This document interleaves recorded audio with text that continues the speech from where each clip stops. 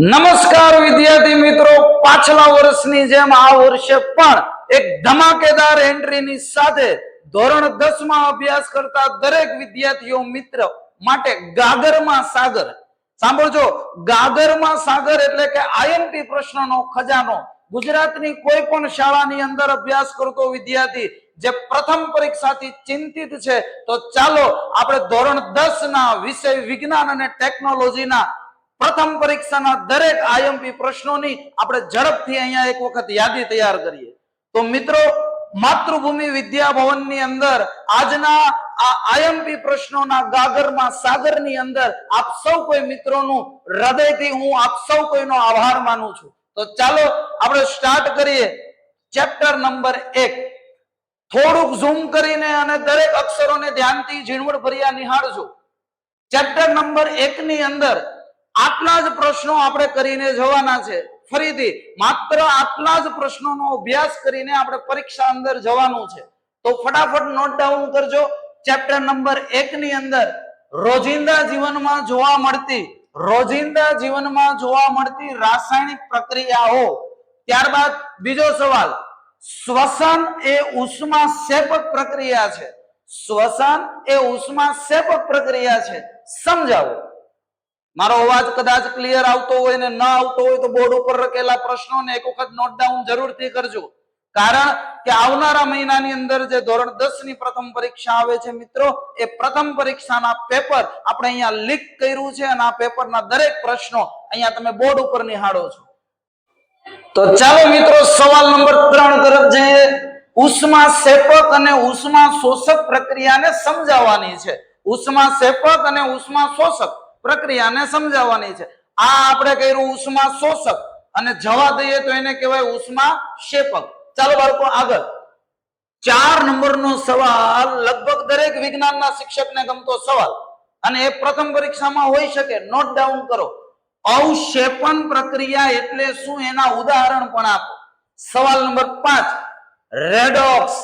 Redox પ્રક્રિયા એટલે શું, જેમાં ઓક્સિડેશન રિડક્શન બંને થતું હોય એવી પ્રક્રિયાને આપણે કઈ પ્રક્રિયા કહીએ? વિચારો કઈ પ્રક્રિયા? તો એ પ્રક્રિયાનું નામ છે રેડોક્સ પ્રક્રિયા. ત્યારબાદ છેલ્લો, આ પહેલા ચેપ્ટરનો છેલ્લો સવાલ છે મેગ્નેશિયમની પટ્ટીને હવામાં સળગાવતા પહેલા એને શુદ્ધ કરવામાં આવે છે. વાય, શા માટે એને શુદ્ધ કરવામાં આવે છે? તો ચાલો બાળકો ઝડપથી આપણે ચેપ્ટર નંબર 2 અને ચેપ્ટર નંબર 2 નો સૌથી વધારે પૂછાતો બોર્ડની અંદર અથવા તો શાળા કક્ષાએ પૂછાતો અગત્યનો પ્રશ્ન, પીએચ માપક્રમ વિશે ટૂંક નોંધ લખો. ત્યારબાદ બીજો સવાલ, અને બીજો સવાલ ધ્યાનથી ઝૂમ કરીને જોજો. સવાલ નંબર 2, દાણાદાર ઝિંકની મંદ સલ્ફ્યુરિક એસિડ સાથેની પ્રક્રિયા. કયો ઝિંક? દાણાદાર ઝિંકની મંદ સલ્ફ્યુરિક એસિડ સાથેની પ્રક્રિયા. નેક્સ્ટ, પોપ એટલે પીઓપી, પ્લાસ્ટર ઓફ પેરિસ, સૌથી અગત્યનો સવાલ. નેક્સ્ટ, એક દૂધવાળો. યાદ રાખો, જ્યારે રવિવારે પરીક્ષા લીધી, જ્યારે ટ્યુશનમાં, જ્યારે સ્કૂલ વાળા સાહેબે પરીક્ષા લીધી, આ સવાલ દેખાતો હોય કે એક દૂધવાળો તાજા દૂધમાં શું કરે છે? નોટ ડાઉન કરજો, અગત્યનો પ્રશ્ન. નેક્સ્ટ, ધોવાના સોડાની બનાવટ. કયો સોડો ભાઈ? ધોવાના સોડાની બનાવટ. યાદ કરો, ધોવાનો સોડા, નટુભાઈ કપડા ધોવે, યાદ કરો, Na2CO3 into 10 times H2O. ધોવા માટે શું જોઈએ ભાઈ? ધોવા માટે શું જોઈએ? પાણી. નેક્સ્ટ આગળ, તટસ્થીકરણ પ્રક્રિયા સમજાવો. 3 માર્કની અંદર પૂછાય. નેક્સ્ટ, દહીં જેવા ખાટા પદાર્થોને તાંબા કે પિત્તળના વાસણમાં શા માટે રાખવામાં આવતા નથી? ચાલો બાળકો આગળ જોઈએ. Chapter number 3. એલા ભાઈ, ચેપ્ટર નંબર 3 શું નામ છે તારું? ચેપ્ટર નંબર 3 નું નામ છે ધાતુડી અને અધાતુડી. તો ચાલો આ ચેપ્ટરમાં આપણે આઈએમપી પ્રશ્નોની આગળ વાત કરીએ. ધાતુ અને અધાતુના 2 તફાવત આપો. ખાલી 2 તફાવત 2 ગુણની અંદર પાકા કરીને જવાના છે. નેક્સ્ટ, શા માટે સોડિયમને, એટલે કઈ ધાતુને ભાઈ? સોડિયમને કેરોસીનમાં રાખવામાં આવે. શા માટે સોડિયમને કેરોસીનમાં રાખવામાં આવે? નેક્સ્ટ, આયનીય સંયોજનોના, કેવા? આયનીય સંયોજનોના સામાન્ય ગુણધર્મને જણાવો. એલા ભાઈ જાગો છો ને? મોસ્ટ ઇમ્પોર્ટન્ટ સવાલ. નેક્સ્ટ, તફાવત લખો. તફાવત શેનો સાહેબ તફાવત? તો કે કેલ્સિનેશન અને ભુંજન, આ બંને વચ્ચેનો તફાવત. ચાલો નેક્સ્ટ, ઉભયગુણી ઓક્સાઇડ એટલે શું? ઉદાહરણ આપો. કયો ઓક્સાઇડ? ઉભયગુણી ઓક્સાઇડ. નેક્સ્ટ, ગેંગ એટલે શું અને ગેંગને દૂર કરવા માટેની પદ્ધતિઓ. ગેંગ પાકું કરીને જ જવાનું. ગેંગને દૂર કરવા માટેની પદ્ધતિઓ પણ આપણે ભણવાની છે આઈએમપી પ્રશ્નોમાં. ચાલો હવે પહેલી એક્ઝામ ની અંદર ચોથું ચેપ્ટર નથી આવવાનું. નેક્સ્ટ, સીધું પાંચમું જૈવિક ક્રિયા. ઓકે, ચાલો જૈવિક ક્રિયા. ગુલાબી સાડી, ગુલાબી કલરના રંગ દેખાય છે ને? ફટાફટ પહેલો, મનુષ્યનું ઉત્સર્જન તંત્ર જણાવો. બીજો, માનવ હૃદય એટલે કોનું હૃદય? માનવ હૃદયની વિશે ટૂંક નોંધ લખો. મૂત્રપિંડ નલિકા વિશે જણાવો. આગળ, પોષણ એટલે શું અને અમીબા. કોની બા? અમીબા. અમીબામાં પોષણ સમજાવો. નેક્સ્ટ, પાચન તંત્ર વિશે જણાવો. નેક્સ્ટ, વનસ્પતિમાં વહન વિશે જણાવો. નેક્સ્ટ, તફાવત લખો. કર્ણકો અને શેપકો, જારક શ્વસન અને અજારક શ્વસન. અહીંયા એક સાથે બે તફાવત આપણે જોઈન્ટ કર્યા છે. આગળ, પ્રકાશ સંશ્લેષણનું સમીકરણ લખવાનું છે. યાદ રાખજો, કાગળમાં કાપલું લઈ જવું એના કરતા પાકું કરી લેવું કે પ્રકાશ સંશ્લેષણનું સમીકરણ. આગળ, આકૃતિ આપશે. આકૃતિ આપશે અને આકૃતિમાં તમને એમ કે આ એ છે, આ બી છે, આ સી છે, તો એ બી અને સી ના નામ કરો. બરાબર. ચાલો નેક્સ્ટ, આગળ, નિયંત્રણ અને સંકલન. નિયંત્રણ અને સંકલન ચેપ્ટર શરૂ કરતા પહેલા આપણે આપણી વચ્ચે અહીંયા ઉપસ્થિત છે કે જેને હમણાં જ પ્રથમ પરીક્ષાના આઈએમપી પ્રશ્નોનો વિડીયો શેર કર્યો છે, તો આપણી સાથે અહીંયા ગણિત વિષયના સર જુગલ સર ઉપસ્થિત છે. તો એ મને રસ્તામાં એક પ્રશ્ન પૂછેલો. સાહેબ મને એવું પૂછતા હતા કે સર આ બધું જે આઈએમપી પ્રશ્નો છે એ આપણે સાહેબ ને પૂછે કે સાહેબ મને શું કહેવા ઈચ્છતા હતા? હા સાહેબ, હું એ જ કહેવાનો હતો. આભાર સાહેબ પહેલા તો તમારો કે તમે જે આઈએમપી નો વરસાદ કર્યો, બરોબર. તો મનમાં એક સવાલ હતો, એ પૂછું તમને? પૂછો પૂછો. ચાલો ફાઇનલ. તમે એવું કહો છો કે 100% પણ આપણો એક સવાલ સાહેબ એવો છે કે વિદ્યાર્થીઓને કદાચ પણ મૂંઝવતો હોય કે તમે જે આઈએમપી આપ્યા છે એ કોઈ પણ સ્કૂલ કક્ષાનું પેપર હોય, કોઈ પણ સ્કૂલનું, હવે તમે ગુજરાતથી માંડી લ્યો, અથવા તો એસવીએસ કક્ષાનું પેપર હોય, તો શું આ બધે લાગુ પડશે? બધે આ જ આઈએમપી આવશે સાહેબ? જોવા મળશે સાહેબ, અ બ ક ડ ગુજરાતની કોઈ પણ શાળા, માત્ર શરત એટલી કે ધોરણ 10 નું વિદ્યાર્થી હોવું જોઈએ. ધોરણ 10 અને વિષય વિજ્ઞાન હોવો જોઈએ કોઈ પણ શાળા ગુજરાતની. તો સાહેબ આમાંથી જ પેપર આવવાનું છે. તો સાહેબ વિદ્યાર્થી બીજું કાંઈ ન કરે, આમાં જે સવાલ તમે કીધા એ કરીને જાય એટલે પૂરું ને. અરે સાહેબ, આખું વર્ષ છોકરો ભણ્યો હોય કે ન ભણ્યો હોય, અત્યારે આઈએમપી પ્રશ્નોનું એક વખત રિવિઝન કરીને જાય એટલે આની બહારનું પેપરમાં એક પણ સવાલ પૂછવાનો નથી. છોકરાઓ સાંભળજો, આની સિવાય કઈ કરવાનું નથી. 80 માંથી 80 આપણે લાવવાના છે. સાહેબે ગેરંટી સાથે વાત કરી છે, તો આપણે આ જ કરવાનું છે.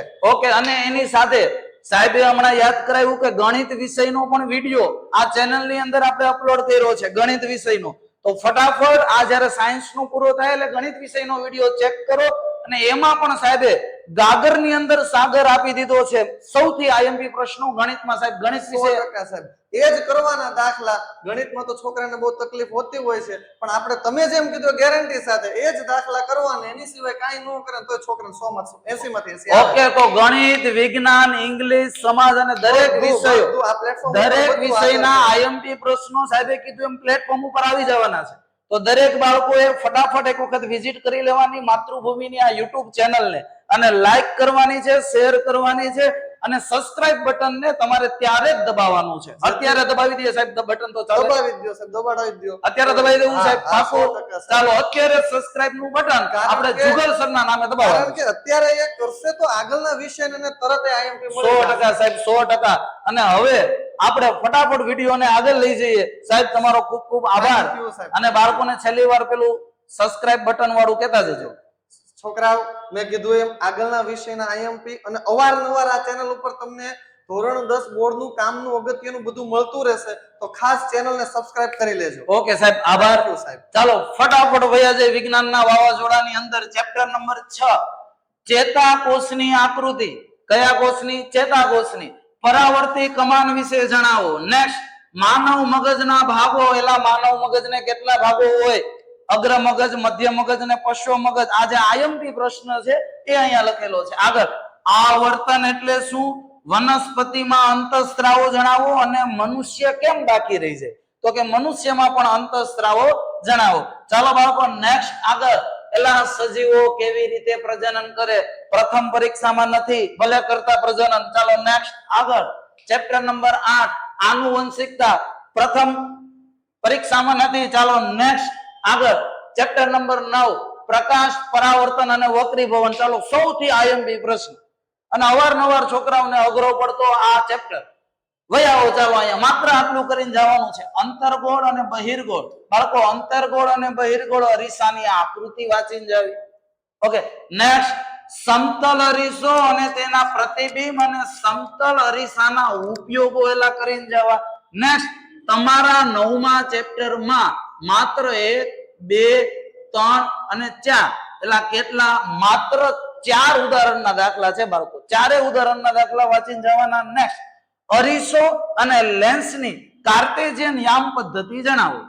પછી તફાવત, બહિર્ગોળ લેન્સ, અંતર્ગોળ લેન્સ, અંતર્ગોળ અરીસો, બહિર્ગોળ અરીસો.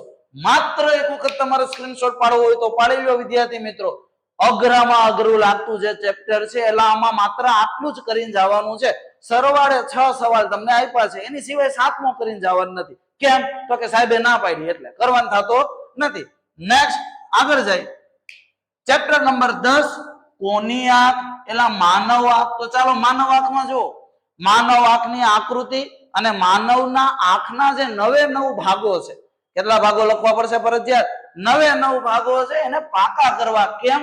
એક હારે 9 નો પૂછાય ભાઈ, પણ કોઈ 3 ના સ્પેસિફિક નામ આપી દે તો સાહેબ ઈ તો અમે કર્યા જ નથી, ધંધો ગોટે ચડી જાય. બરાબર, તો એના કરતા બધા કરીને જવા.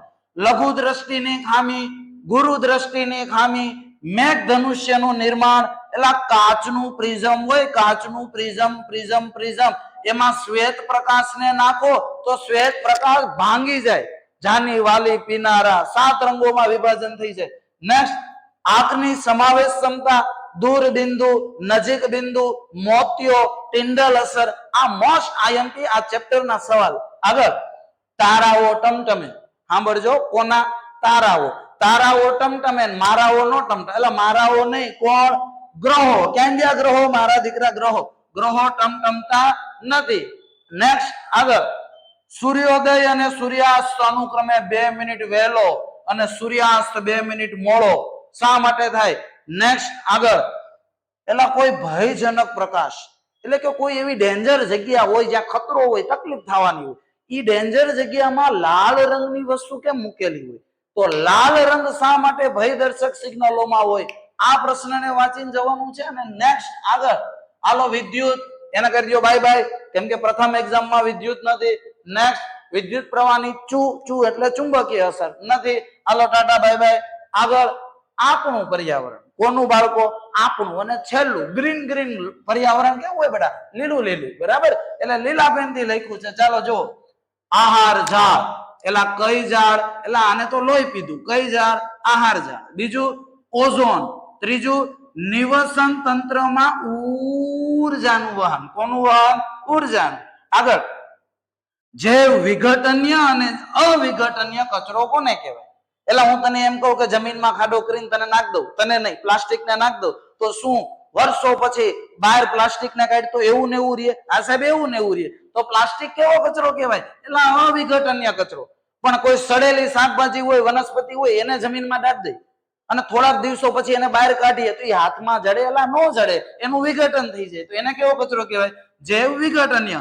અને છેલ્લો 3 પોઈન્ટ છે, ઉત્પાદકો, ઉપભોગીઓ અને વિઘટકો. ઓકે, આટલું આપણે પહેલી એક્ઝામમાં કરીને જવાનું છે. કેમ? સવાલ થાય કેમ સાહેબ પહેલી એક્ઝામમાં કરીને જવાનું? ભાઈ જો 80 ગુણમાંથી 80 ગુણ પ્રાપ્ત કરવા હોય તો આની સિવાય બીજું ક્યાંય ફોર્સ કરવાની જરૂર નથી, કશી વસ્તુ વાંચવાની જરૂર નથી. તો બાળકો, હું આશા રાખું આટલા બધા સમય સુધી તમે વિડીયો કદાચ જોયો હોય, અને જોવો જ પડે કેમ કે હવે રેલો આવી ગયો. તો કદાચ વિડીયો જોયો હોય તો આ બધા જે પ્રશ્નો છે જો તમને ગમતા હોય તો આ પ્રશ્નો તમે તમારા મિત્રો સાથે શેર કરો. એ પણ 10મા અભ્યાસ કરે છે, એને પણ તને રિસેસમાં ભાગ ખવડાવ્યો, નાસ્તો કરાવ્યો, 10 રૂપિયા વાપરવા માટે આપ્યા. તો મિત્રો સાથે શેર કરો અને દરેક ધોરણ 10 ના બાળકો જે વિજ્ઞાન વિષય માટે ચિંતિત હોય એને કે હવે બિંદાસ થઈ જાઓ, હવે ક્યાંય ચિંતા કરવાની જરૂર છે નહીં. માત્ર આટલા પ્રશ્નો અને લંકાની ગેરંટીની ચોટ ઉપર કહું છું કે આની સિવાય આપણે બીજું કંઈ વાંચવાનું નથી. તો ફરી આપણે પાછા મળીશું દ્વિતીય પરીક્ષા આગળના જે આઈએમપી પ્રશ્નો છે એ વિડીયોની સાથે. તો આપ સૌ કોઈનું હું માતૃભૂમિ વિદ્યા ભવન થકી ખૂબ હૃદયથી આભાર માનું છું. ભવિષ્યમાં તમે ખૂબ જ સફળ થાવ. તમારા 5 મહિના પછી 4 મહિના પછી આવનારી જે બોર્ડની પરીક્ષા છે એમાં ભવ્યથી ભવ્ય રિઝલ્ટ મેળવો એવી શુભકામના. Thank you. હવે